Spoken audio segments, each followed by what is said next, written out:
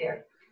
So there are details of the new tool. So anyway, Yanis, let's start. Yeah, if everyone is fine, excellent. So thank you very much to Michal and Askula for organizing this panel on data markets, data protection, and competition.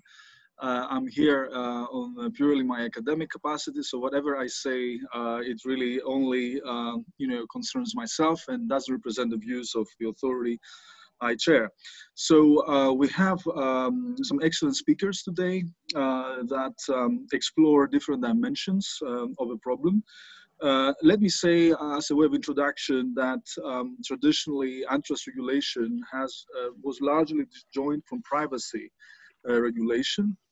But presently, dominant digital platforms practices blur the divide between antitrust and privacy regulation, data protection regulation, and the interplay of privacy protection with antitrust creates, I think, an important challenge for both the application of antitrust law and also data protection regulation. I think we're all familiar with the role of digital platforms and the way this has intensified during the COVID-19 pandemic, with even tracking devices being put forward by states, shows the future that we're probably going to have much earlier than we expected. And to a certain extent, I think as lawyers, we need to be involved in these discussions. Usually what happened, I think, and this is really largely as a simplification, but I think could be quite interesting to think about it. We can actually, we have actually two periods. The first one during the 90s, and I would say the 2000s, will be a laissez-faire period, where the law has, to a certain extent, stayed a little bit away from regulating intensively these platforms, which also led to their development. And only in recent years, we have seen the emergence of this demand for legal intervention. And as you have seen in by the previous speaker, this now is actually, coming to even suggest the emergence of hardcore regulation in the field. And from my perspective, it's quite interesting to think of these developments from the perspective of new institutionalism, which, I think focuses on the way law plays has a central position in the organization of economic and social life, and significantly affects the process of development of capitalism. So to a certain extent, it is a little bit opposing itself to the classic Marxist perspective, where basically the law is something superficial, superstructure that basically represents the existing economic struggles and basically, economic and social conditions of production. So it's actually, the constitutive role of law, I think, is extremely important.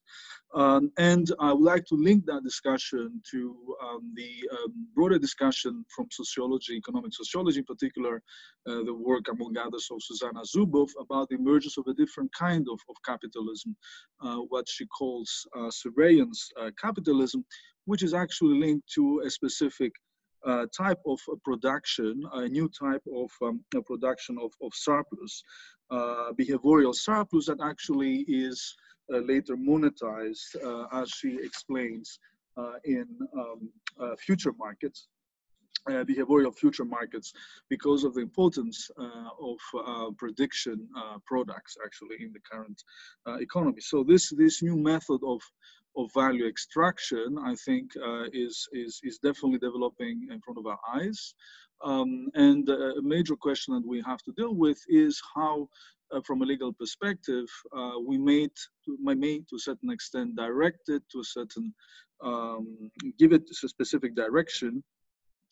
So it's always a matter of choice. Either you let the legal system intervene, or actually you develop a little bit more of an approach of laissez-faire, in which case but it's actually already a choice that you're making. by not intervening in this context. So, so I think in these discussions, obviously the existing areas of law, we have a very delimited domains and competencies. Competition lawyers are usually doing their own stuff, data protection lawyers their own things. And currently, actually, there's a lot of debate about the impact of digital platforms on democracy. So democracy theories, they also have their own domain of expertise.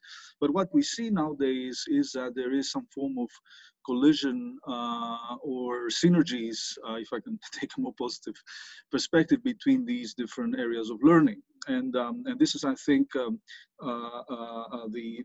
core of the discussion we're going to have today, because we have people that take very different perspectives on these, collision and synergies between these different areas of law. Ultimately, I think we need to redefine our legal categories, and in the same way as the railways and development of railways and energy, electricity led to the development of a new field of law, which is encompassing different areas of learning, regulation. Maybe we will have to see some merger between these different domains of expertise in one or more, but that's kind of an interesting question about what could be the implications of this for our own disciplines. So I would like to start this discussion with a presentation by Simonetta Vezoso, who is basically focusing on data portability, and in particular exploring different roles of data portability, and in particular focuses on the free flow of data. And I see that she managed to exit, so we see the presentation. So Simonetta, the floor is yours. I mean, virtual floor is yours.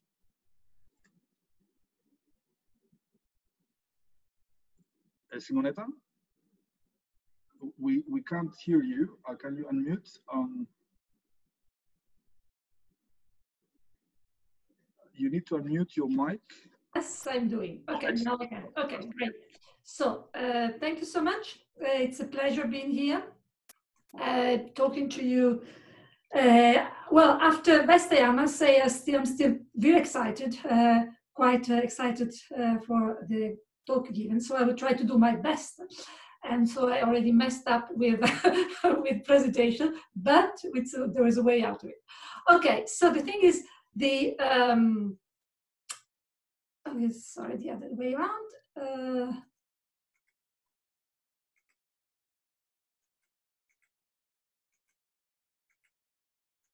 Okay, so we are going to make it. As I said, I'm quite excited because I think we had in front of us one of the most important people in our times, and please forgive me for that. But in any case, we're going to talk here about data portability, and quite in line, I would say, with what our commissioner was telling us. So we need somehow to rethink also our legal tools, and perhaps also to think of a different way of putting them together, as Janos was indicating.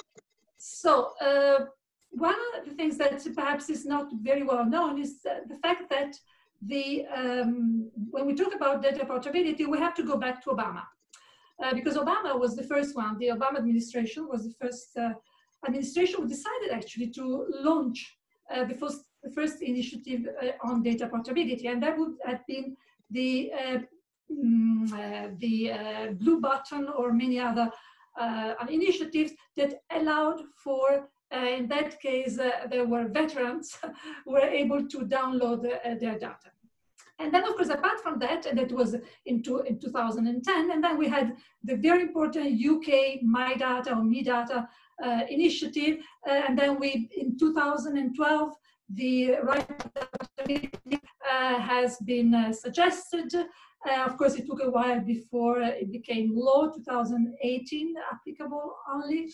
And then we have the Australian Consumer Data Rights Initiative, which started off in 2017. And actually, we also have the free flow of information, data portability framework for non-personal data, which I personally find very interesting. Okay, so so we are sort of celebrating the first 10 years, and the question is, and I think Commissioner Vestager really posed this question to our community: what about the next 10 years? So this took me ages to do, but I'm very proud of it, and I tried to put together some of the different, at least visually, some of the different studies, reports which have been published in the last years, just a snapshot. There is many more of them.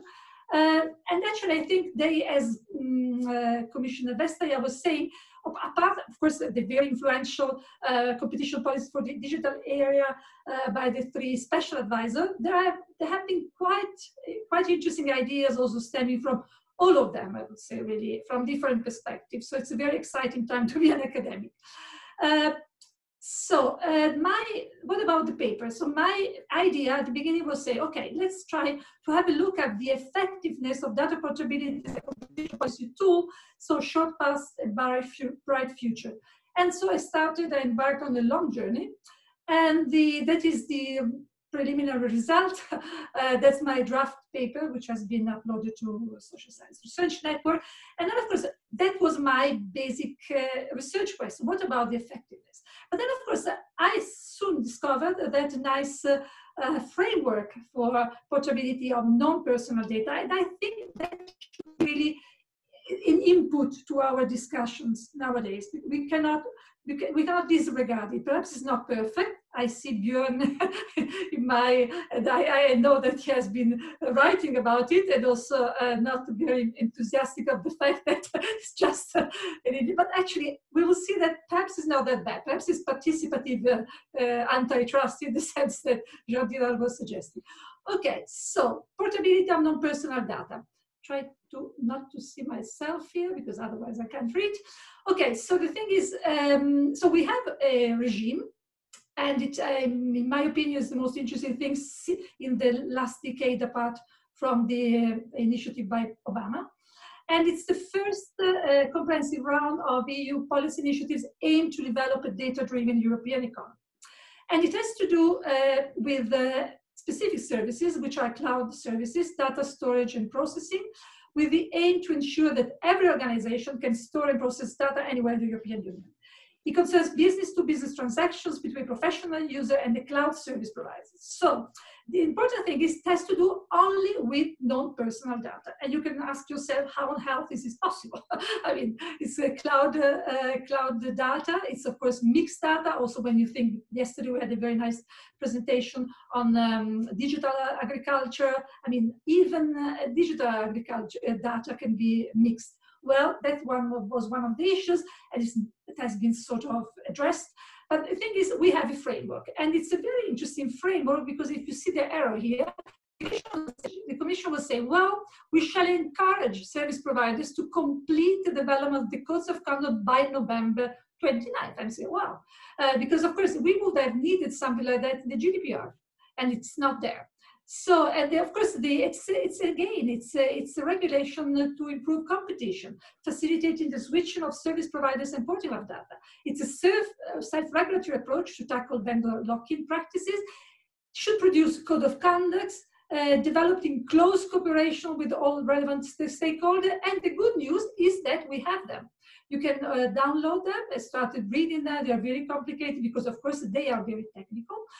So presentation of code of conduct, and so my idea and my research question switched a little bit because I say, okay, so does it mean that participative work works? So we still don't know, but I think it's very important to have a look at it. Okay, so going back to the main idea, before actually deciding about whether data portability has got a past, a short past, but perhaps useful and bright future, it was different roles. And I think they have really emerged. Actually, all of them were already in the UK MiData or MyData initiatives. And I think that was really visionary. Because first of all, of course, you need it in the sense of switching. And then, of course, also that was the EU advisors say, of course, GDPR can facilitate the switching. But then, of course, without the necessary technological solution, as for instance, our chairwoman has said quite eloquently, like data standardization, etc. I mean, it doesn't work. So what about, so that would be in any case the first purpose, the first role. The second one, I think it's really perhaps even, well, at least equally important, and that I think one of the current issues of the digital economy is not that we don't have enough data, it's that there's the problem of insufficient dissemination of data for competition and follow-on innovation, particularly in secondary markets. And that was explained very nicely by the Australian Competition Authority, saying, well, of course, which is important, but allowing computer consumers to share data about them with other service providers can result in the development of new products and innovative offerings that could benefit consumers. The third role, actually, our commissioner alluded to it again, and I thought it was great, and I got all thrilled, is the fact that, of course, we need to have more personal data sovereignty, so more consumer empowerment. And that was actually, again, the Me Data UK, Me Data initiative was already there. You need data to be able to manage your lives more effectively. That was, for instance, the German Competition 4.0 Commission has recommended, for instance, to try out new forms of data and intermediaries. Of course, many in the Ascolo community have already written about this topic, many ideas there already, data trustees, etc. From the economic perspective, of course, I mean, personal data can contribute to the reduction of information asymmetry, to the curbing of data information power. Going back to what Johannes was just saying, I mean, it has to do with surveillance capitalism and, of course, ways to get out of it. Okay, so let's go back to the schema here. So what about data portability remedies in traditional competition law? Of course, I mean, if there are data blockages or bottlenecks that hamper effective competition and innovation, we need remedies. I think Commissioner Vestager referred to them as restorative remedies. And then, of course, already in 2014, I really want to pay another tribute to the wonderful visionary European data protection supervisor, saying, of course, you could have remedies, okay, to remedy abuses of dominant position. And then, of course, but the other thing is, it's not the only possible database remedy. For instance, what the Bundeskartellamt has suggested, and of course now it's going to be enforced in the Facebook case, that you could also have an internal unbundling of data. And then, interestingly, we already have data portability remedies in merger control. There was a case, Ticketmaster Live Nation, in the US, if I remember correctly, it was 2011. And then we have the decision by the Egyptian competition authorities, the merger Karim Uber, imposing data portability. So it's already there. What about then the second step? Of course, I don't need to, luckily, to explain again what the new competition tool could be. But then, of course, exactly as Commissioner Vestager was saying, well, of course, it's a rigorous market investigation. Rights of defense should be respected. In the end, impose behavioral, where appropriate, structural remedy. And perhaps, and I think this is really exciting, recommend legislative action to improve the functioning of the market concerned. If it's really market-based, non-dominant based, because it's not clear yet, well, of course, you could have, at the end of a very thorough market investigation, listening to every possible stakeholder, etc., you could have a sector-specific solution for data portability right, stemming out of this new competition tool. I think this is really exciting. And we should not forget that open banking actually had exactly the same origin. It was the offspring of a CMA market investigation. There were 70 measures. It was one of them. Okay, so what about data portability within an ex-ante regime? Of course, I mean, it could definitely be part, it's not a silver bullet, it could definitely be part of a comprehensive remedy package. At the time, of course, there are discussions going on with the Digital Services Act package. And the idea would be to provide for clear obligations, prohibited practices for these large online platforms.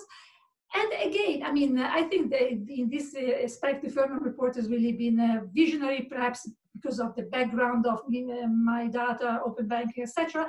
Make competition effective requires policy that changes the dynamic and creates a space for businesses to start, compete, and grow alongside around big platforms. So we should open up new business opportunity as part, it could be a way of opening up.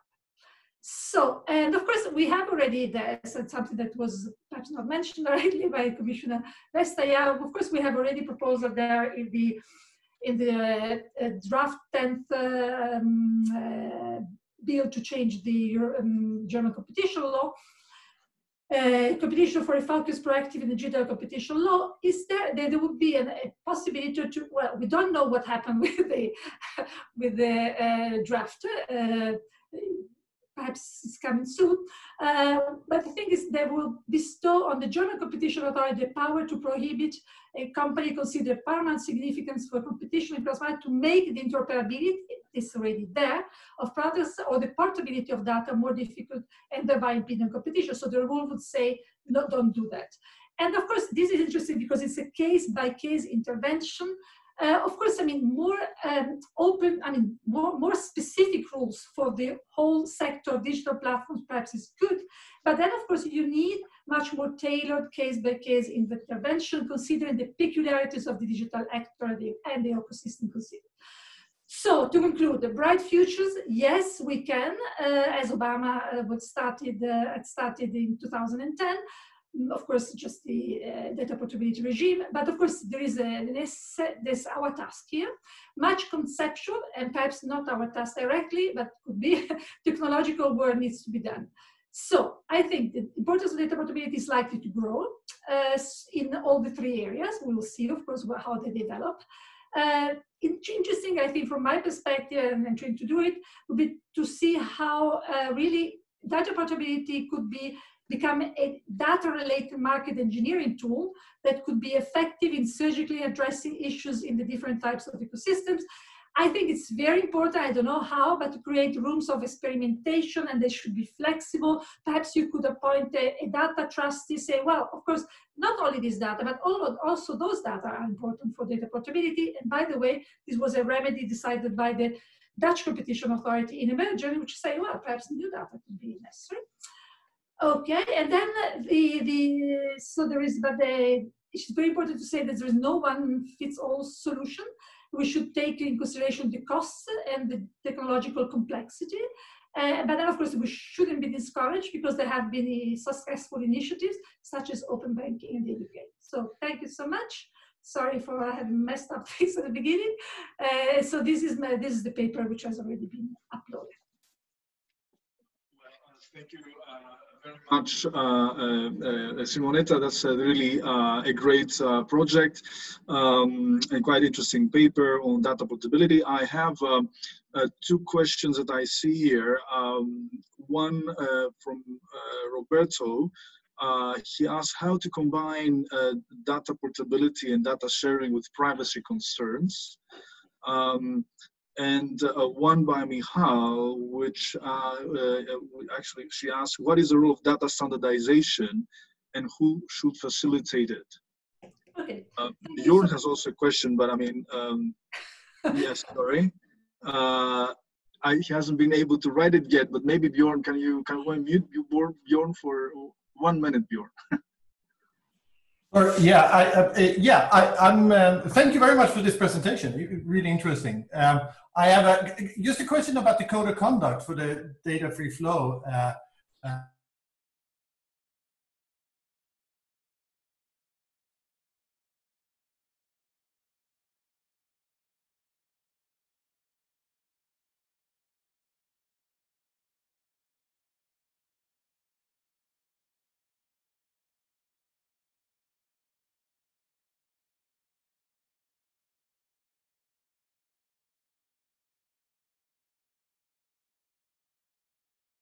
Was then also approved by the French, by the Paris Appeal Court. So, okay, so it's not impossible. There are many hindrances, but it's not impossible.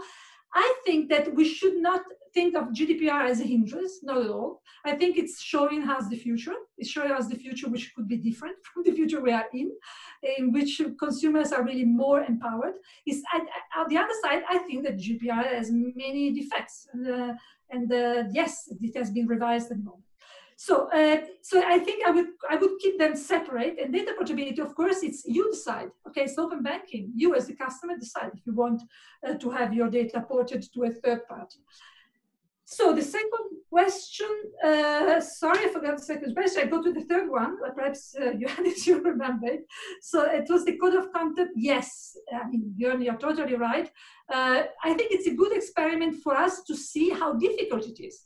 I mean, those code of conduct that you can have there, I mean, they are, of course, I mean, incredibly technical, and it's very instructive for us. But definitely you're totally right. If you're not part, there is an industry association there called SWIPO, if I'm not mistaken. If you're not part of that, you are not adhered to the code of conduct, doesn't apply. Okay, so we are going to see the limits of it. But on the other side, is it really participative antitrust? Does it work? Okay, that would be a nice way to have, it's an experiment. I think it's very nice an experiment. Sorry, I forgot the second question. I think it was about data standardization. Yes, yeah, by Michal, yeah. So again, it's very interesting. Of course, Michal can has written quite interesting papers on it. Well, I think from the what I've seen in practice is the fact that you need standardization bodies involved, and it's very clear in Australia when you had the three authorities. One dealing with standardization, the one dealing with competition, and the third one dealing with data protection. Because without the involvement of the three, and it took 3 years to develop it, of very intensive work, you are not going anywhere. All right. Thank you very much, Mary. That was extremely interesting and insightful. So you mentioned the magic word GDPR, and the next speaker has a quite interesting paper on the competitive effects of the GDPR, actually. And may I ask Michal to present the, make visible her presentation? Sure.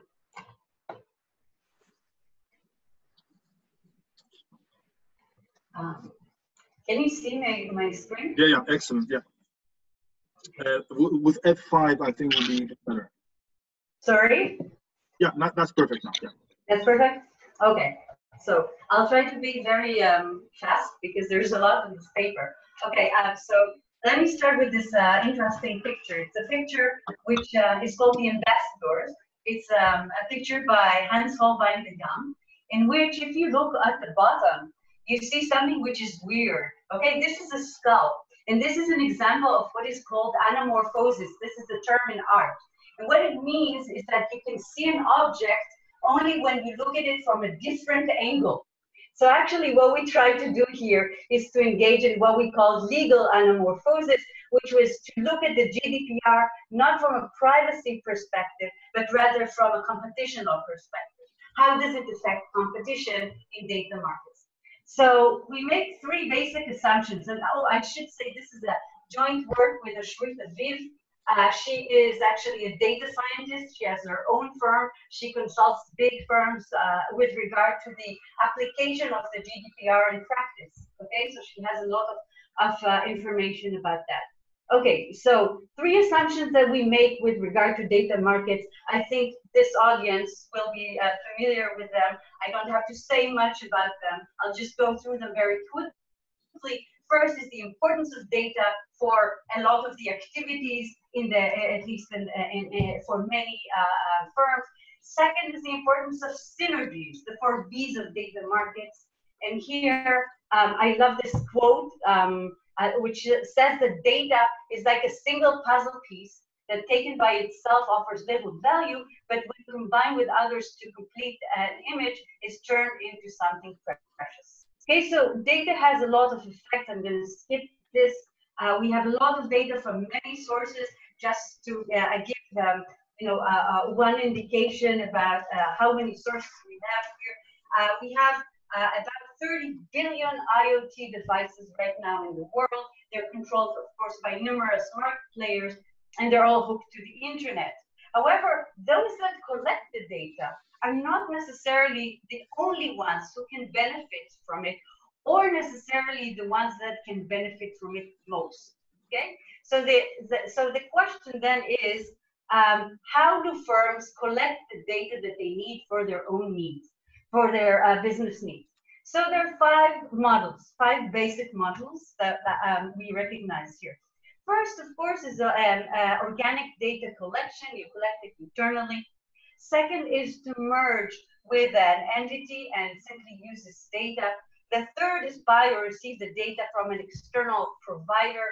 The fourth is create a data pool. This is a joint venture with other firms and share your data with them. They would share their data with you.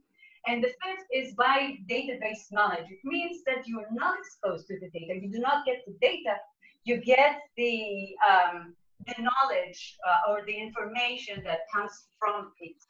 Now, first, I should say that the first option, they collect internally, and the fifth option, by database knowledge, do not allow data synergies. Okay, so how do firms choose among those? They choose relative, based on relative cost effectiveness, on feasibility, on scalability, and these in turn are affected by technological, by financial, strategic, and legal barriers.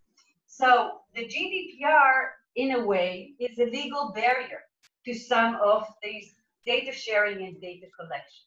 So what we have done is gone through the GDPR and looked at the way that the GDPR affects data collection and sharing. Now, a lot has been written about it by prominent authors, but we think that we do that a bit more systematically, and we also have some dynamics that nobody has written about before.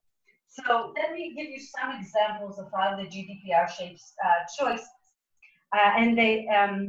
And the intuition here is very simple. The intuition is that where data is necessary, firms seek the most efficient and least costly way to collect it, and relative costs may lead them to make choices that they would otherwise not make. So in a way, this is a cohesion choice about how to collect and whether to share data. Okay, so how does it affect it? First of all, is of course the basis for lawfulness, and this is a fundamental requirement of the GDPR. A basic one, of course, is consent. It has to be freely given, it has to be informed, etc. And it also has to relate to the type of the use and also to the entity making the use. And that might sometimes be a barrier, because if you did not get the consent to transfer it to somebody else, you might not be, it might be difficult. And of course, I'm talking only about personal data. Legitimate interest is another basis. I'll talk about it maybe later, but I can tell you from what we've read and what we know that it's also quite limited. Second element here is that whoever buys the data or mergers with a firm with data has to ensure the compliance of the external supplier. Otherwise, it will be liable. Also, compliance of the buyer. You are selling to somebody else. You have to ensure that that person is going to use the data in line with the consent or with the basis for lawfulness. There are also data management obligations that create costs for some firms, and there are size-dependent requirements, some of which make it easier for large firms to meet some of these requirements. And again, we can talk about that later if you want. Okay, so how do these affect competition? There are 6 cumulative dynamics that we recognize here. First of all, sharing is sometimes impossible. Sometimes you cannot obtain or re-obtain the consent for sharing it with another firm. Okay, so this might point you towards internal growth, which also has, sometimes limitations, but they are lower. Reduced incentives for sharing. If you have high liability risk, so that if you share your data and the buyer, uses it in a way which is doesn't fit with the lawfulness, and you should have expected that creates high liability costs, and the costs are very high. One indication is a study by Merrill Corporation, which found that almost 60% of European deal makers worked on an M&A transaction which did not progress due to concerns associated with the GDPR. There are also economies of scale in data management systems. If this system takes a lot of resources to put in place, of course, the more data you have economies of scale here. High cost of non-compliance. A lot of people talk about the fines and the harm to reputation if you don't preserve the GDPR data protection. We talk also about virality. And what do we mean with virality? What we mean is if you take clean data and you buy polluted data, okay, and you put it together, you create unclean, you create a polluted database. Now, what happens once you use this polluted database in order to train the algorithm? The algorithm is also polluted. And what happens if you create a product based on that? The product is also polluted. How are regulators going to deal with it? The cost of uncertainty. There's a lot of uncertainty in the GDPR. Of course, large firms sometimes might use it strategically in their benefit, and we actually see some of this happening already. And there's an effect on data subject as well, because of there's interesting studies by Catherine Tucker and Avi Goldfarb and others who have shown that data subjects, when they have concerns with regard to privacy, have a tendency to go to the big firms that they already that they have no choice contacting with and using their other services as well. And then we ask, are there ways to overcome these dynamics? So one thing that we look to are the willingness to share more data, because the EU has put this forward as we are putting the GDPR, which means that the data subjects are now going to have stronger incentives to share more data. It doesn't work. More than 75% of Europeans now still say that they do not feel that their data is protected. And so at least up until now, this has not happened. We also go through technological or legal bypasses. I don't have time to go through this right now, but for example, what we do is we talk about data anonymization, and we show that there's a trade-off here, so it reduces some of the data synergies. So what are the effects here on welfare and in competition? One important one is you actually get higher concentration levels, and you strengthen the strong. You strengthen the large one, which already have data. They don't need external sharing of the data because you have less active data markets, which lead to less products and services. You have more limited data synergies because internal growth becomes a more viable option than before. And buying knowledge or internal growth might not be the best ways to create data synergies, but they still are worth going through or using because the cost of other methods are high. And it also affects the international competitiveness of European firms. And again, the data, at least up until now, 3 years, I think, after the, 3 or 2 years after the GDPR, you see a reduction in some of the competitiveness of some European firms. So what is the way forward? Well, first is competition law sensitivity to some of these effects. So competition analysis should give more weight to the strengthening ability of firms to strengthening the ability of firms to create data sharing. It should not be assumed that the GDPR does not have any effects on the market, as has been done, for example, in the Google Sanofi scenario. This should come into effect with regard to assessments of market power. We also suggest that when harm is minimal to privacy and harm is large with regard to competition law, maybe then the GDPR should not trump competition law. maybe we should seek a different balance there. We talked about certification and risk, which are extremely important here. Development of better and faster tools for verification of GDPR compliance in order to reduce uncertainty, facilitation of standards in order to reduce uncertainty with regard to the GDPR and how it's going to be applied, creation of better anonymization tools, and also asymmetric sharing of data with regard to other tools that Simonetta was talking about, in order to balance some of these effects in data markets. So I've run through this very quickly. I hope it was in time. Thank you so much. Thank you very, very much, Michal, for keeping also the time. I have questions flowing real time. So let me take a very quick look.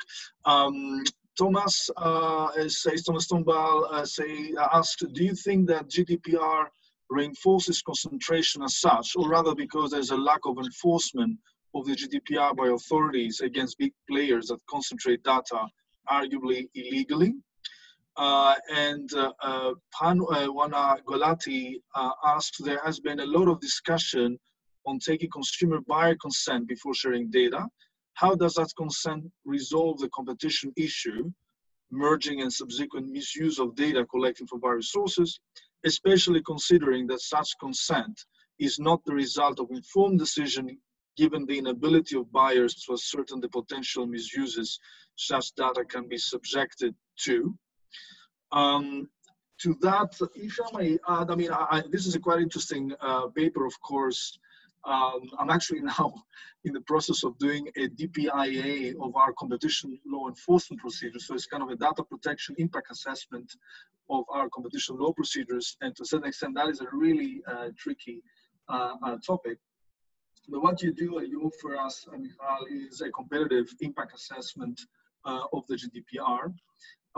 Just a question from my part, do you think that these problems that you somehow have identified, aren't these part of a transition period? That because I mean the GDPR is really not, at least in its current form. Obviously there was a 1996 data protection directive, but is it something that you might face a problem of transition, a new basically regulatory technology that requires that extra cost, and after a certain period of time, things might be less costly for firms because there will be a market for compliance that could be set. For high concentration, again, and I think that's kind of a joint question with Thomas. I mean, you see a correlation here, but is this a causation? Is it because of the GDPR that is high concentration? How can you ascertain the effect? I have another question by Mark Patterson. I'm not even remembering. Okay, so let me give you some time to answer these questions, and I'll come back for one or two more. Yeah. Great questions, and to Thomas's question with regard to concentration and the additions that you made on it. Of course, it's too soon to say. We cannot say right now that the GDPR is the cause of the concentration. What we can say is a few things. First of all, go back to the reports, okay? To the ACCC, the Stiegler report, the E report. They were all talking about data pools, for example, as one method for, solving the problem of concentration, right? That was one of their main solutions that they talked about. Now, are data pools going to be really easy to put in place after the GDPR? Okay, so this is a point we have to think about with regard to the solutions. Another point has to do with the enforcement of the GDPR. We're seeing it very small, but what we see are firms that already are very concerned with the GDPR, even if the fines have not been imposed already. So 1 in 5 firms in Europe already says that they think that there's no way they are going to be able to comply with the GDPR. Okay, so if the fines are high, they're going to be concerned. And the third answer here is that what we see is large firms which are sometimes using the GDPR as an excuse in order to limit data sharing. So something that they did only yesterday, they are not doing today, okay?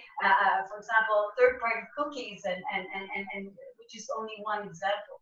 And so this has created higher barriers than before for data sharing with, from the large firms who have the data, and now we're saying, no, it's not us, we want to share it. The GDPR doesn't allow us to share it. Okay, they just shared it yesterday. So these are some of the dynamics which are going to play out, okay? With regard to whether this is a transition period or not, what we do in the article is we actually show what is short-term and what is long-term. We say some of the things are going to be short-term. For example, data management programs. There are already good algorithms for that. I know Shrit is working on some systems. There's a lot of investment there. So these systems are getting better, okay? So, for example, what do these systems mean? It means that your piece of data, you know, Yanis has agreed to X, Y, whatever, okay? This is, it comes into an algorithm, and the algorithm then, you know, you can know with regard to each piece of data what kind of consent was given, okay? So these systems are going to get better and cheaper, but some of the dynamics are not going to change. Some of the dynamics are there to stay, okay? So I don't think that this is transition. I think we should start thinking about a better balance, whether through competition law, whether through changing some of the things in the GDPR, whether through others, or other methods like, as I said, the asymmetric sharing. Thank you very much, Michal. I have a few other questions coming in, but I'm just wondering if we have the time to deal with them. And to a certain extent, Thomas' presentation is on the more or less the same topic, taking a less pessimistic view, if I will express myself. So maybe, you know, I keep some of the questions that we can come back after Thomas' presentation. So Thomas, thank you very much, Michal. Thomas, are you online? Yes, I'm here. Ask a question. Excellent. So you want to share your presentation? Yes. Let's do this. Is it working? Do you have my presentation in Perfect. Yes. Excellent. Full screen? Okay. Yeah. Well, thank you to the members of the Escola to give me the chance to present some of my research today. So the question is, well, can GDPR be used as a shield to a data sharing remedy?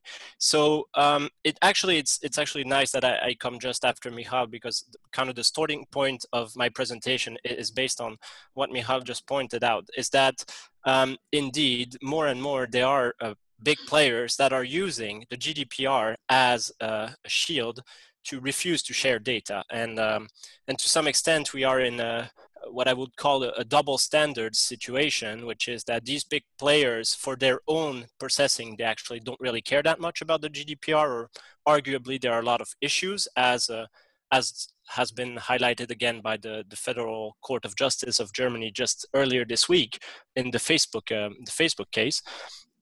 But on the other hand, they actually use the GDPR to turn data access requests down.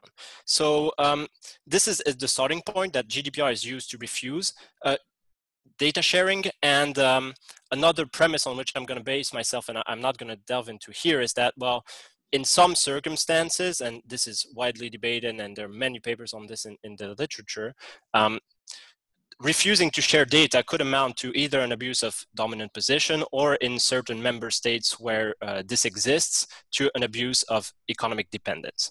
So my starting point is to say, okay, let's say that there is a refusal to share and that it is abusive. How can we remedy this? One of the potential ways to go about this is to say, well, actually, we're going to force data sharing with the competitors in order to remedy this abuse. Why? Well, because data is a non-rival good, so you know, I can force data sharing. It will not prevent the big player from continuing to use the data itself, but the data will benefit the different competitors.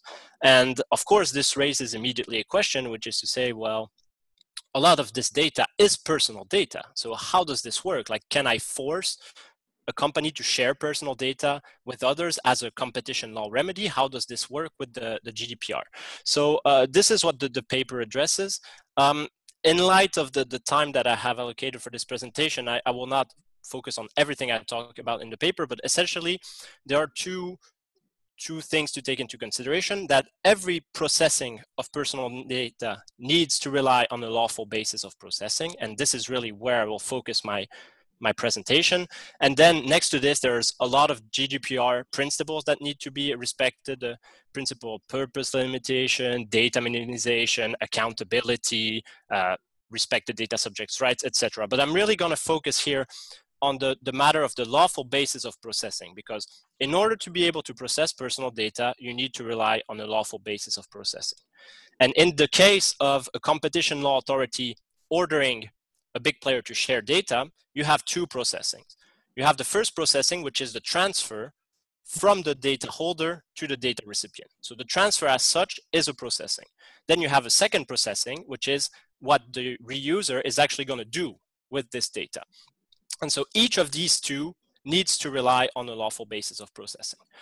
And so now what I'm going to do in this presentation is to tackle for each of these cases what this lawful basis could be. So what's important to understand is that each processing needs to have a lawful basis of processing, but it doesn't necessarily have to be a new basis of processing.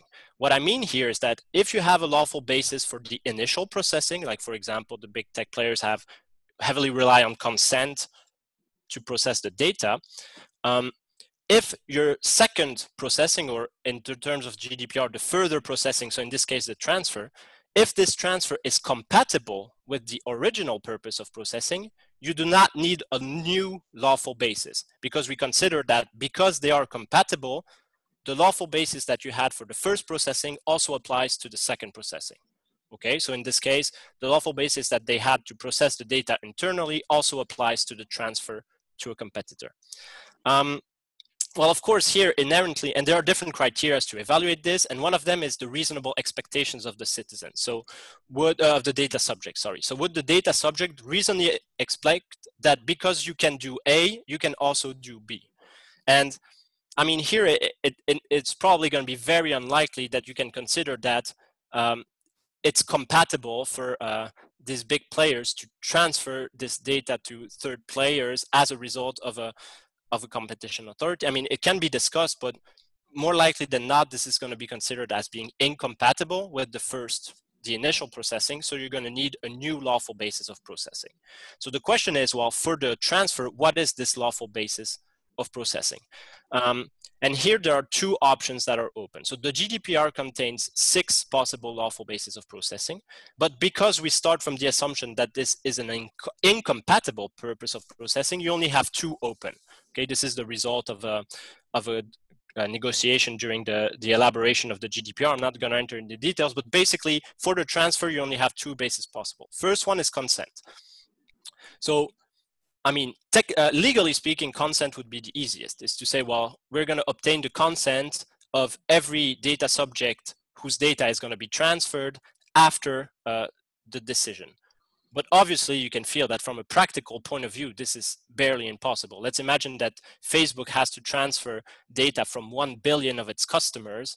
It's not reasonable to expect that 1 billion customers are actually going to consent to this operation. And here it's actually interesting to refer to a case that Simonetta mentioned earlier, the Engie case in France, where Engie was considered to be abusing its dominant position, and as a remedy, the French Competition Authority ordered it to share data with third parties. And indeed, it asked the opinion of the CNIL, so the French Competition Authority, to see how this could work from a data protection perspective. Now, what's very important to point out is that this was under the directive. And in the directive, it was unclear whether consent had to be explicit or could be implicit. Because in this case, what happened is that the CNIL said, well, you can do it, but you have to give to the data subjects the possibility to opt out. But this would no longer work under the GDPR, because under the GDPR, you have to opt in. Saying to the data subject, we're going to transfer your data, but you can opt out, this no longer works. So actually, the good balancing solution that was found in the Engie case is no longer possible under the GDPR. You need opt-in. So this might be very problematic. So then we might say, okay, well, then let's try to rely on another legal basis. And in this case, it's the fact that some processing are necessary to comply with legal obligations. Typical example, you're a bank, you're suspecting that some of your clients are committing money laundering. There's a legal obligation for you to communicate this information to the tax services, for example. This is a communication of personal data, but the lawful basis of processing is a legal obligation. A law obliges me to transfer the data. The question here is, can a competition law authority decision be equated to a law? And there are debates about this in the literature, and notably, what would be interesting to think about is that if you look at the case law of the European Court of Human Rights, the court considers that a law doesn't necessarily need to be a legal text in the sense that we regularly understand it, so the GDPR or whichever law. It can also be material law, thus case law. So case law, so a court decision could potentially satisfy this criteria, but, and this is where it gets a little bit more tricky, it needs to be clear and predictable. And so the issue here is that because the case law on data sharing as a remedy to an abuse of dominant position is not clear and predictable at this stage, potentially this might not be fulfilled. So here it would be, what I suggest in the paper is that it would be very interesting to have a clarification from data protection, the European Data Protection Supervisor or the European Data Protection Board to say, well, actually a legal decision, a decision by a competition authority equates to a law, and thus you can rely on this legal basis. Because then if you consider that a court decision equals a law, then you don't need to ask the consent of 1 billion people. You can just say, well, the basis of the transfer is a court decision, point. And that makes it pretty easy. But it's not sure that we're there yet, so that's something that really needs to be taken into account. So that would be the first part. So what is the lawful basis of the transfer? Then the second question is, well, the recipient gets the data. What is the lawful basis for processing this data? And again, like we have the same starting question is, do we need a new basis or can we rely on the existing one? And here it's in the GDPR, there's an Article 89 about processing of data for scientific purposes or statistical purposes that says that, well, if you further process data for statistical or scientific purposes, you do not need to have a new basis.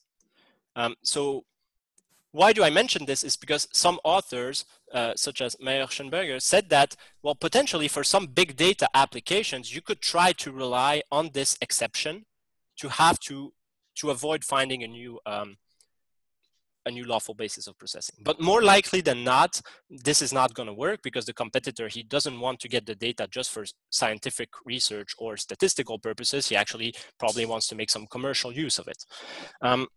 So the question is, what lawful basis does he have? So here, differently than the data holder, than for the transfer, all the bases of processing are open. Why? Well, because the potential incompatibility has been purged. So basically here, the data recipient, he could potentially rely on the 6 lawful bases of the GDPR. In practice, only 3 would potentially be interesting. And the first one would be to say, well, actually, could I also try to say, well, this is a legal obligation, so that's my lawful basis of processing? Well, here probably not, because, I mean, yes, the data holder that is sentenced to share the data could say, I have a legal obligation to do this, but the data recipient, he has no legal obligation to actually process the data that he's getting. So they're saying that there's a legal obligation might be complicated. The second possibility is consent, but with all the caveats that I mentioned before for the data holder. So, I mean, we could imagine that both consent would actually be used, that consent for the transfer, at the same time you would give transfer consent for the reuse, so that you could somehow kind of make economies of scope on this. And then the third possibility is, well, the legitimate interests. And I will finish with this. So the legitimate interest, basically this would amount to the recipient saying, well, I have a legitimate interest in processing the data, and I have to see if this legitimate interest supersedes the potential risk that this might create for the data subject. And this is an evaluation that will have to be done by the data recipient. And But arguably, I think that here, if the idea is to try to create privacy-oriented alternatives, for example, you want to create a social network that is more respectful of your privacy than Facebook, to cite, you know, the usual suspects, well, maybe that actually the interest of both the data recipient and of the data subject is increased, because with this new service, their privacy is going to be increased. So this is where so there are possibilities. Like, the GDPR is not an absolute shield to data sharing. There are possibilities, but we see here that it might not be as easy as that. And then, of course, there will need to be reliance on all of the GDPR principles. So you will have to inform the data subjects. They will need to have purpose limitation, data minimization. I'm not going to skip into this, but basically the conclusion is to say, well, this will not be possible without some form of collaboration between competition and data protection authorities. They're going to have to come together, for example, to decide whether transfer of data as the following of a court decision equates to a legal obligation. And some data protection authorities are actually in favor of this. For example, in Belgium, so where my university is based, the head of the Belgian Data Protection Authority clearly said that for him, he would consider that a competition law authority, the Belgian competition decision saying you have to share data, we would consider this as a lawful obligation. And so you wouldn't need to rely on content. So you will need some form of collaboration. And the final point is maybe to say, well, you know, maybe if GDPR makes it too complicated, we have to look elsewhere than a data sharing remedy, maybe some form of data divestment, as in the Facebook case. But this would create a whole new debate. So I'm just going to stop it here for now. I thank you for your attention. I really look forward to discussing your questions. Thank you very much, Thomas. Very interesting presentation. I have a few questions already. So let me just turn first to a question by Daniel Gill. When we talk about data sharing, data portability, data mobility, we'll never go as far as to make, make a firm share their fair derived data in the sense of insights gained from raw data, right? Because we do not want to undermine their incentives to analyze the data. Or is this something that is imaginable in order to avoid sharing of personal data? So that's one question. Another question is, do you think that COVID-19 has shown that the GDPR is more flexible than we imagined? That's a question by Simonetta Vezoso. By Roberto Pfeiffer. I would like to know your opinion about collaboration between data protection authorities and competition authorities. I mean, you mentioned the fact that there should be collaboration. Do you have any particular insights about what could be this form of collaboration? I mean, when you have to make these different assessments, and you mentioned that there will be some assessment to be done in order to maximize the objectives of data protection, will that also might sometimes affect the effectiveness of the competition or remedy? And what will you do in this case? Will you, for instance, ask a competition, like the data protection authorities and competition authorities to form a unique chamber of decision making? Is this something that, you know, could be done in this context? And a final question, and the last one, because we need some time to answer, by Claire Améline Auduc. Assuming the user's consent is the basis for the processing of the data, can't Article 20 of the GDPR serve as a basis for the transfer, in this way facilitating data sharing remedy? You can pick, so you don't have to answer all of them, Thomas. No, I will try to cover all of them pretty quickly. Yeah. So inferred data. So I'm not very sure I understand the question about inferred data. So the way I understand it is to say, well, would a data sharing remedy also cover inferred data and not just the raw data? Yes. Mm-hmm.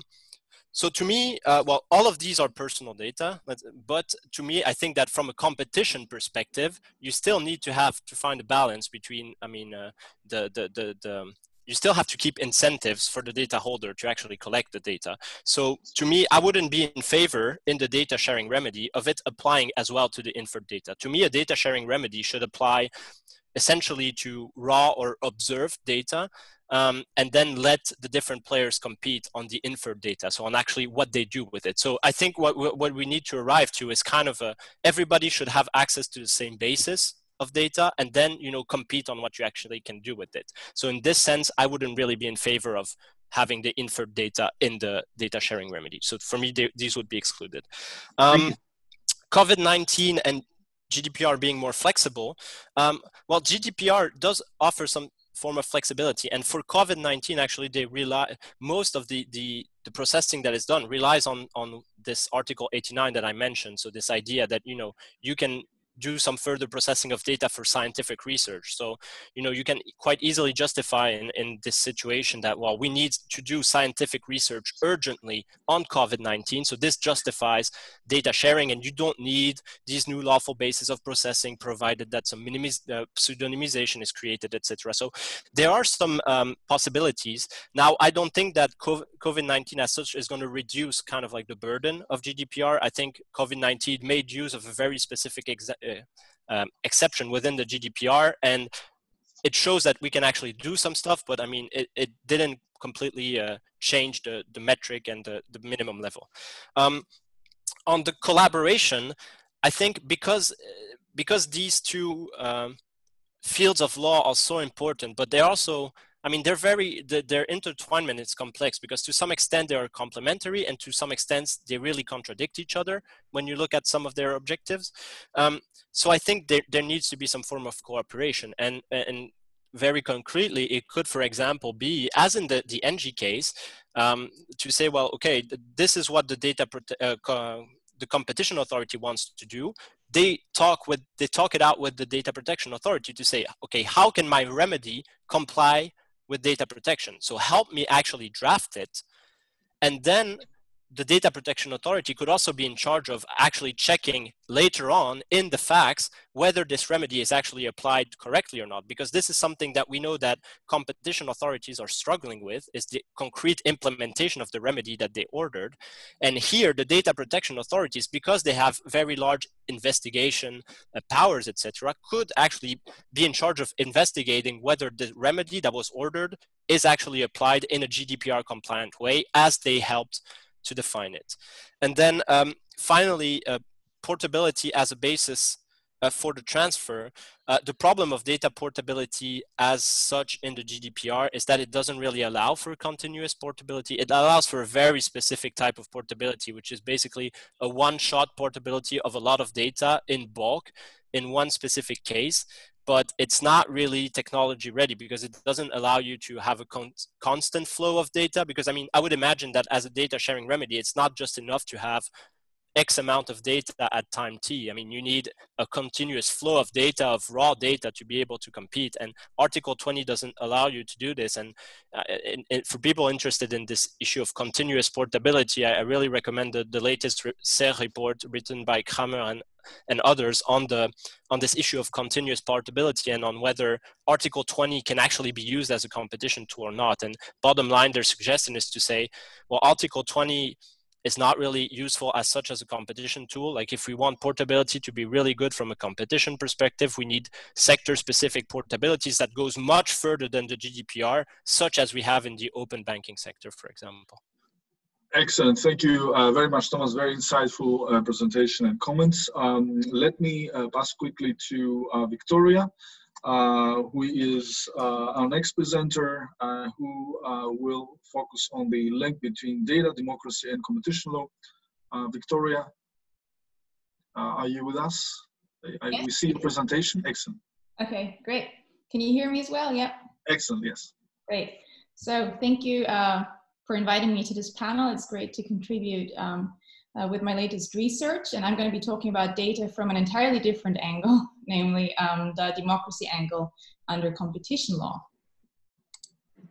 So we know that many digital markets are data-driven, and we have witnessed the rise of big data and big analytics, and with them also shifting competition dynamics. Now, we used to, and we also continue to be concerned about big tech's influence on prices and on consumer.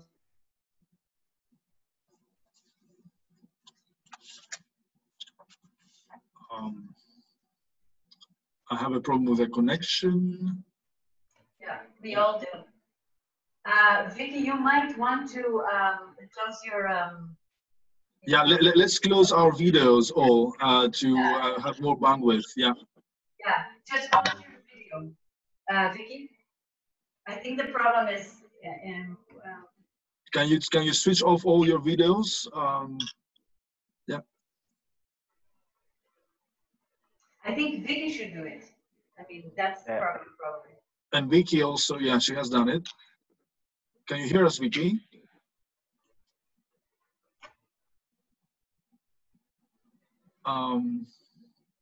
Maybe we can, I mean, the presentation, is it something that, hello? I think there's a possibility, maybe of a, oh no, she cannot participate via call.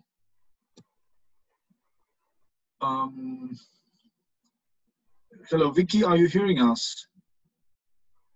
Maybe you can reconnect if you can hear us. Maybe it will work this time.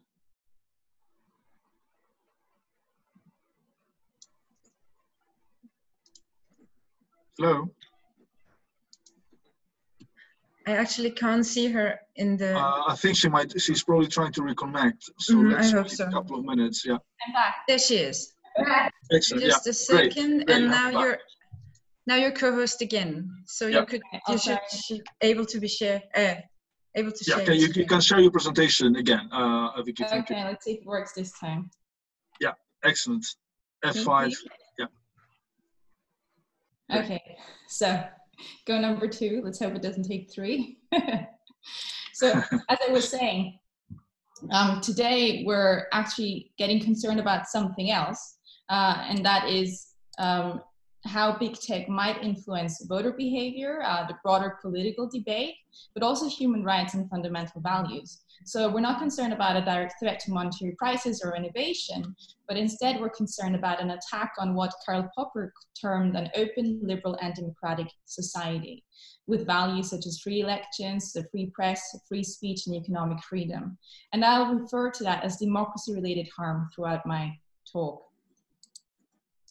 In political science and in sociology and in the science, technology, and society studies more generally, there's also a growing body of research that shows us how data is being put to use by different actors, be it 4chaners or political campaigns or big tech companies, and how this use is degrading the democratic process and might also be influencing the electoral process. So what are those concerns? We can see an increasing use of comprehensive user profiling, and this is done based on our browsing behavior, our clicking behavior, purchases, geolocation, but also data that's being purchased from data brokers. And with that, companies are uncovering demographics, personal traits, beliefs, preferences, and interests. We also know that digital intermediaries select news items for our news feeds based on user data, which does cater to the confirmation bias of users and creates echo chambers or filter bubbles that can lead to a society that is more prone to propaganda.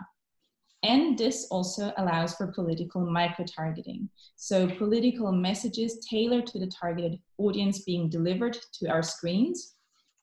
And it can also lead to voters taking up disinformation and sharing it as organic content, as misinformation. So this does have the potential to have a big political impact. Examples would be digital platforms that are giving in to non-democratic governments and letting them guide their business decisions. That could lead to pro-democracy apps being pulled from the App Store or human rights activists being cut off from their digital accounts. It can also lead to platforms turning into fact checkers, and it might have led in the 2016 US presidential election to a campaign using micro-targeting through social networks involving Cambridge Analytica. So this certainly is a problem. Political actors, they use the new data capabilities to target individual voters through digital platforms, and that also leads to the spread of false information. There's also a certain danger that digital players with access to vast amounts of user data may strive for a seamless transition from economic prowess to political power. Now, this in itself, you will rightly say, is not new. It was the very reason that the Sherman Act was adopted in 1890. However, the potential magnitude of this issue is new. So personal user data and digital platforms and their ecosystems, they might be a game changer in this respect. Now, the question for us, of course, at Escola is this a competition law problem? And today, many of us would automatically say, absolutely not, because we've been taught that competition law ought to protect the efficient market outcome through the consumer welfare dogma. However, and I think rightly so, the competition law community is increasingly questioning this very limited goal of competition law. So to answer this question, really, I think it can be very informative to go back to the historical roots of US antitrust and EU competition law. And in my paper, I'll actually look at further jurisdictions as well. So for the US, we should recall that, as I said, the Sherman Act was passed because there were great concerns about the undue political influence of the big trusts. So that was a deeply democratic concern. And since that time, US antitrust has focused on other concerns like efficiency, but there's also been cases in which the Supreme Court actually confirmed, for example, in 1958, that, and here I quote, the Sherman Act was designed to be a comprehensive charter of economic liberty, also aimed at providing an environment conducive to the preservation of our democratic, political, and social institutions. So that was the Supreme Court in Northern Pacific Railway.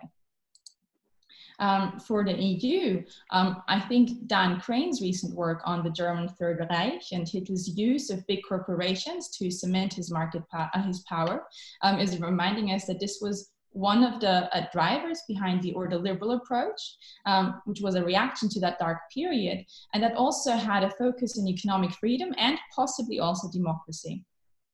In addition to that, EU law is based on democracy. It protects media freedom and media plurality as fundamental rights. So we should acknowledge that EU competition law is embedded in this legal framework. And as an example, the EU merger regulation also explicitly allows for media plurality to be pursued as a goal in media concentrations. So as there's no time today to actually consider the relationship between data and competition law, and I did so at last year's Escola conference, let's go straight to where it gets most interesting, which I think is the intersection of data, democracy, and competition law. And from what we discussed before, I think we do see that there is a problem for democracy that is coming from data-driven digital markets.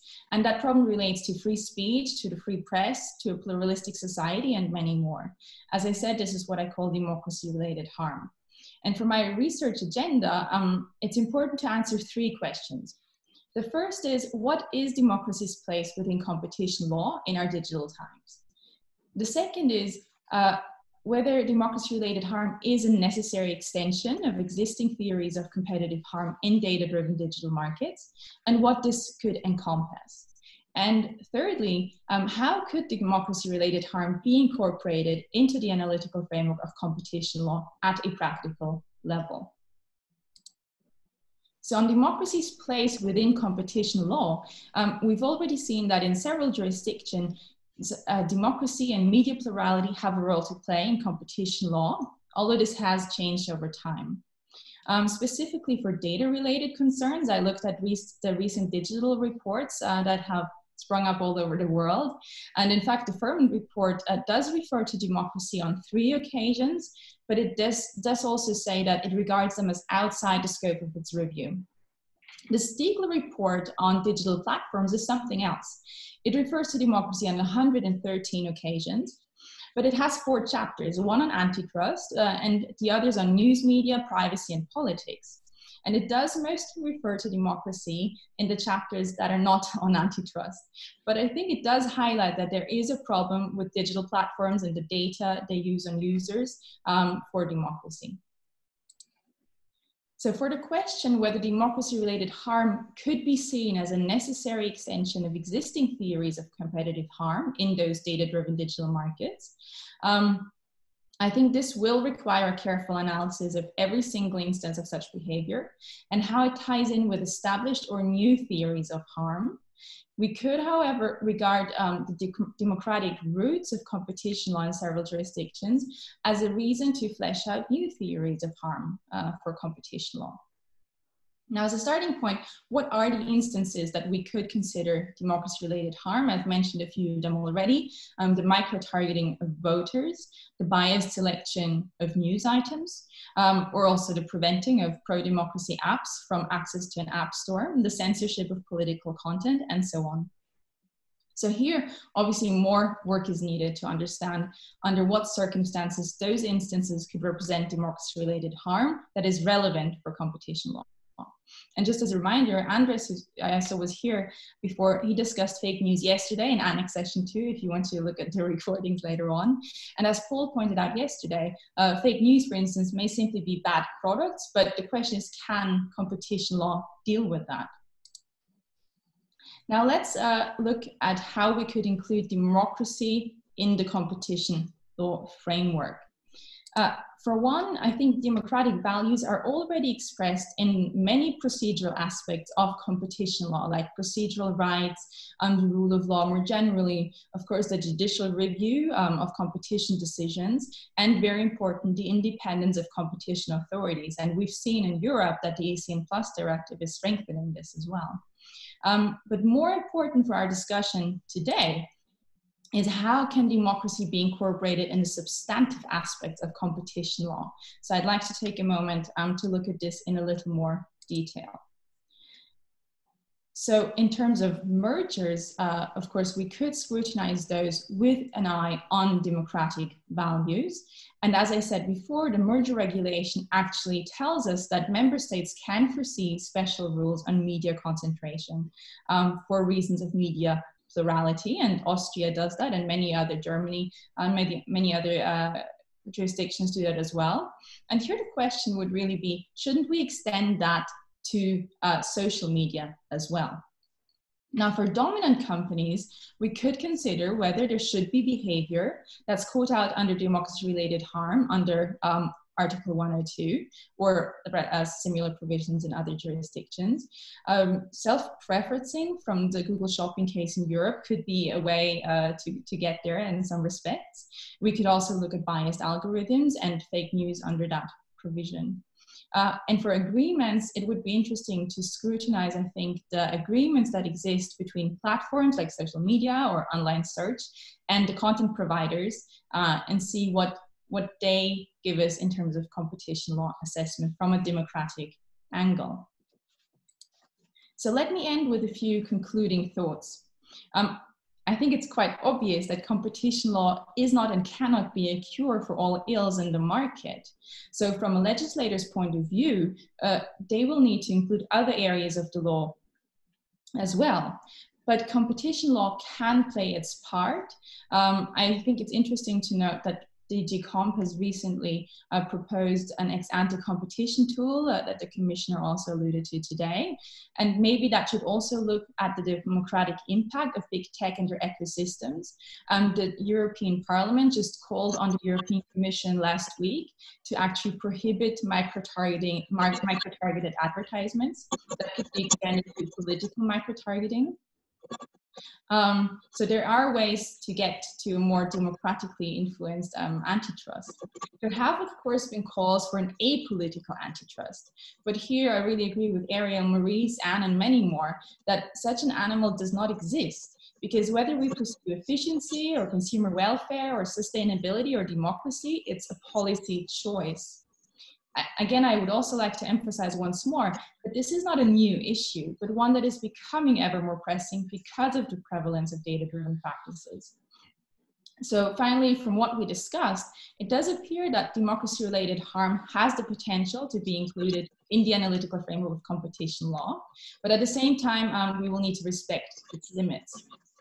And with that, I'm looking forward to the discussion. Great. Thank you very much, Victoria.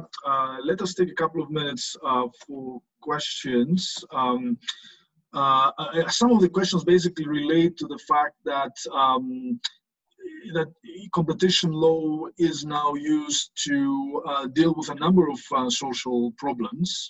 Some people basically wonder if we are expanding the core and the scope of competition law too much.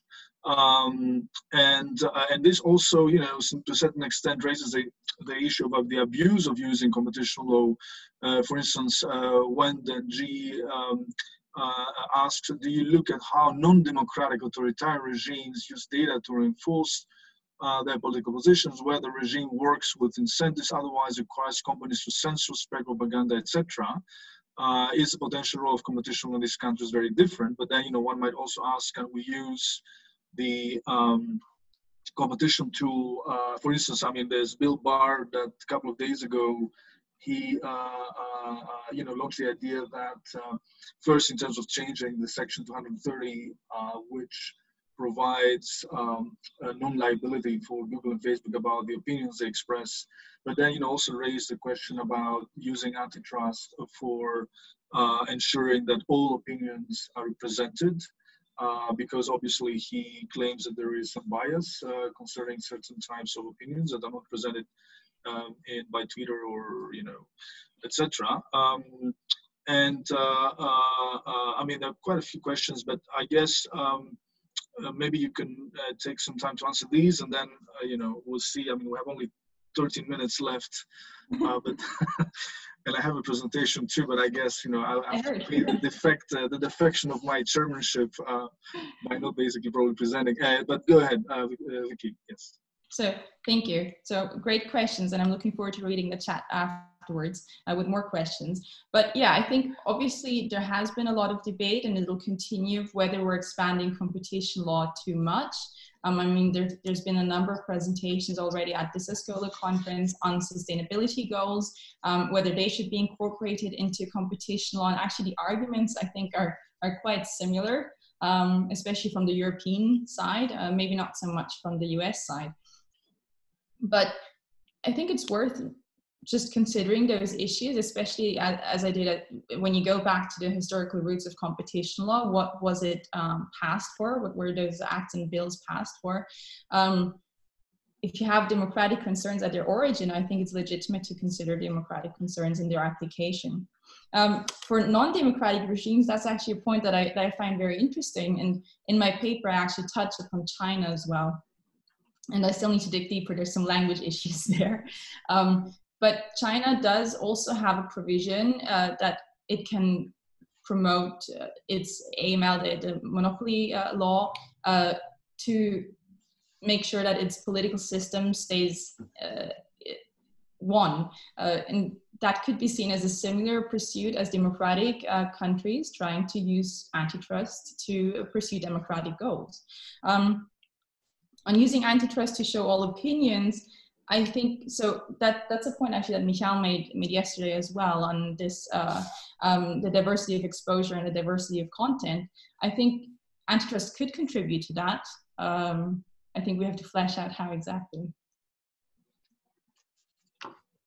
Great, thank you very much. I guess we should move to the next presentation, which is mine, and I have a little bit less than 10 minutes, so let me just very quickly try to share some slides. One moment. Yes, I think that's it. And can you see that? Yeah. Yes. But it's not in the presenter. Yeah, I'll do that. Yeah. Moment. Oops. Yes. All right. So I mean, the paper is available on the CSRN now for almost a year. I have to say that if I had to rewrite it, I would have probably different things now. But let me, and I guess I will try to rework that a little bit the next few weeks. But basically, the starting point is a little bit what I started saying at the introduction.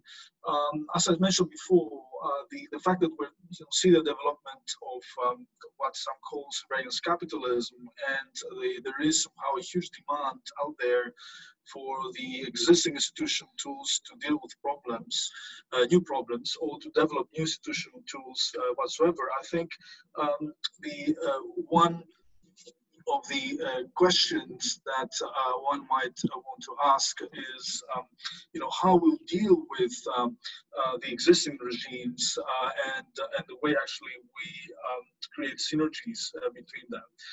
And this is something that I've been discussing a little bit in a paper that published a couple of years ago on polycentric competition law, in the sense that I tried to set a typology of different strategies to organize this interplay and ensure effective problem solving. Sorry. Yes? Can you open your video, because we're recording this? It would be great. Oh, I'm sorry. I thought it was already. Let me just. Yes. Sorry. Yes. Sorry. So here, so you have the presentation. All right. So the first basically concept is what I call framing struggles. To a certain extent, what we see when we have a certain problem is, which is at the intersection of multiple institutional spheres, is let's say a framing struggle between these different legal tools to which one will become the dominant logic that will prevail in the specific decision-making context. And we have seen that in the context of the IP competition law framing struggle. We're seeing it now to a certain extent between the data protection law and competition law framing struggle.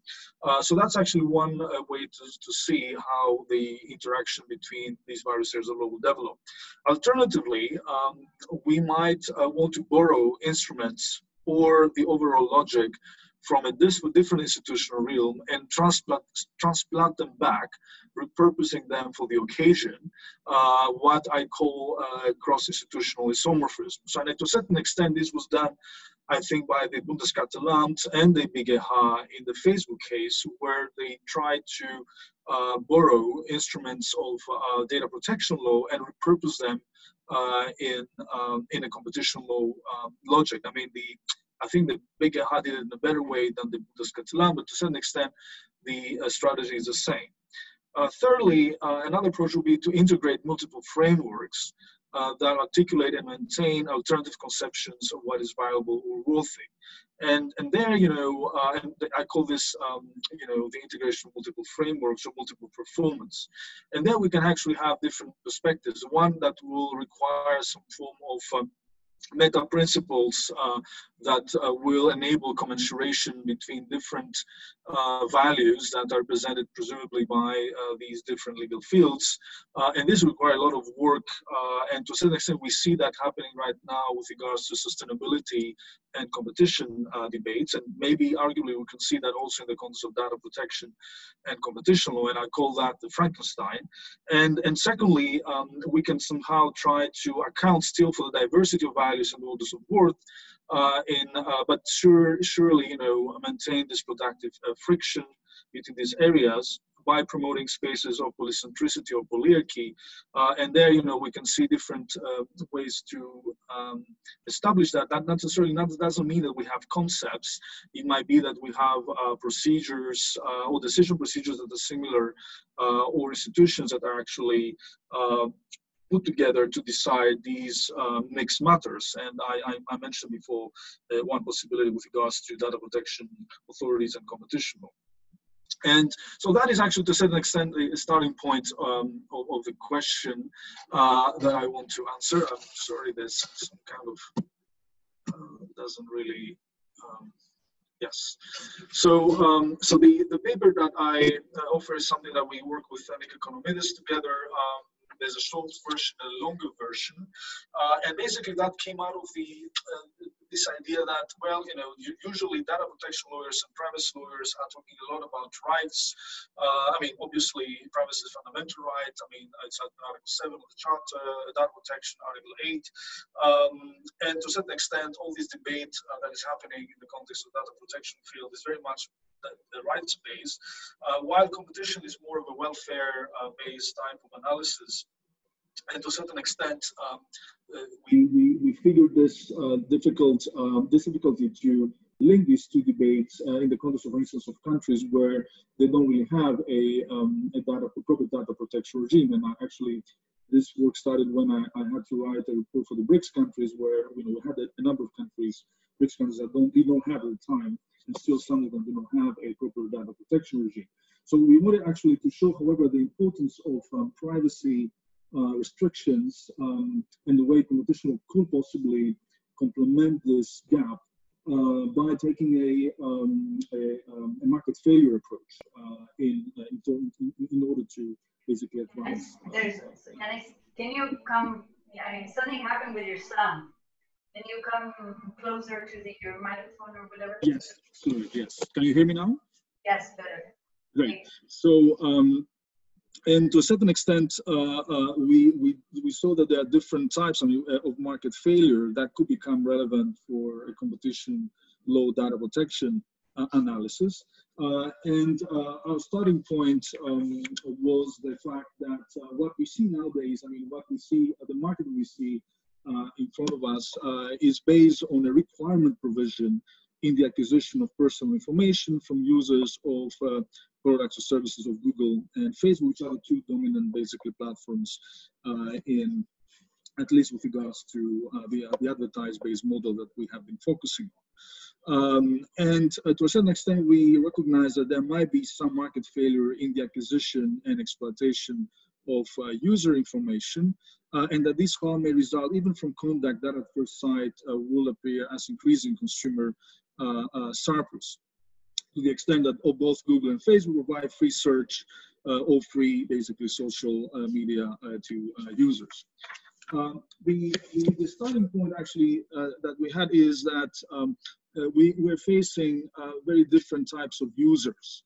And the users actually, these are complex markets, and obviously the willingness of a user to sell their personal information depends on a much more complex sort of cost-benefit analysis that users are doing.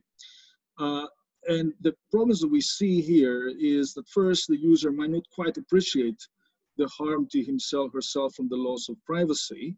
This may be because the value of personal privacy may vary over time, and human beings typically have a hard time to estimate future prices and values, as well as their own circumstances later in life.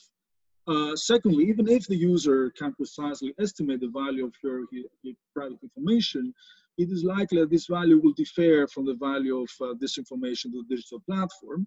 And this is quite natural because a user's value is defined by a personal assessment of how much personal loss of privacy will cost him or her, while the value of the information of the platform is determined by what products or advertisements a platform could sell to the user and to third parties. And that value might be enhanced by the availability to the platform of other complementary data that the user may not be aware of. And besides differing in the value of users assigned to her privacy, users also vary in their value of the platform service, and thus together with the variability in the platform's value of the user's information, these are three separate dimensions of variation that should be considered in the context of the market failure imposed by platforms.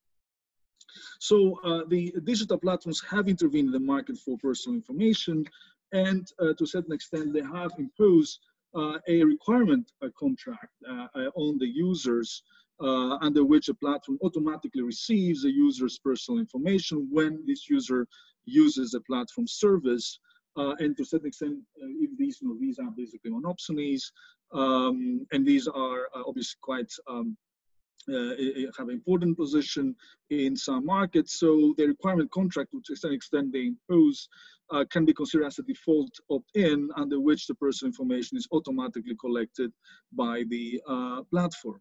And they do that without necessarily providing the user compensation beyond the in-kind compensation that the user receives from using the digital platform's product for free. Now, that is to a certain extent, is something that one might take into account. However, what is important to have in mind is that the users are actually heterogeneous in preferences. So you may have actually users that would prefer to pay for search and not provide their personal data to Google. And these are harmed by being compelled to provide personal data under the Google's requirements. And a functioning market, to a certain extent, we have accounted for these heterogeneous preferences of users, and we had some people being paid also for providing their own data, even if they get a free search. And to a certain extent, this is something that is currently missing from the system. So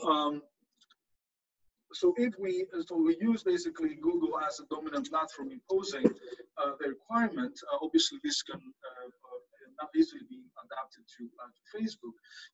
And when you think about the user type, these user type to a certain extent might have to deal with different factors, different variables in their decision making. The amount of dollars they will willing to pay to use Google's internet search, the amount of dollars that is the value to Google of the personal data the user provides to the company, and the loss, and this is why it's minus Z, of value to the user of his or her private information to Google when privacy is lost. And what we try to do in the paper, we see different alternative regimes. The first one is a current requirement regime, which is, as mentioned before, an opt-in, where the personal information of the user is automatically received and used by the platform, which requires personal data provision provided through search. The second one is an opt-out regime, where Google is a perfectly price discriminating monopsonist in the acquisition of personal user information. So there might be no requirement regime, but we have a perfectly price discriminating monopsonist. And the third one is a regime where there's no requirement, but there's competition in the personal data for market. And what actually we show in the paper is that there's significant consumer surplus gains in regime basically 3 with regards to regime 2. So regime 3 is the but-for world with many competitive firms. Why is that? Because contrary to a traditional monopsony that could have been positive under time, if, for instance, that could have taken into account the negative effects, maybe that, and this is a little bit Maurice Stiegler's point of view, if some people think that, privacy is a value, is a deontological principle, they will find problematic that users have the possibility to share their own data, and therefore they will be in favor of suppressing these data output. So from that perspective, a monopsony, classical monopsony, would have been a good idea, because it will have basically reduced the level of data somehow sharing and privacy restrictions. However, yes, sorry. I think we're already over time, so can you take another minute? Yeah, I'll take another minute. So what we actually see here is that here on the time, Google is fixing the market price to 0, rather than this basically price being fixed as in the monopsony endogenously. So therefore, so that's one of the differences that with classical monopsony. And secondly, under Untitled, Google offers personalized pricing, and this actually in the model as we have, and this deviates from traditional monopsony model. We also actually looked at a number of other possible market failures arising out of lock-in, information asymmetries, missing markets, and these are explained in the paper.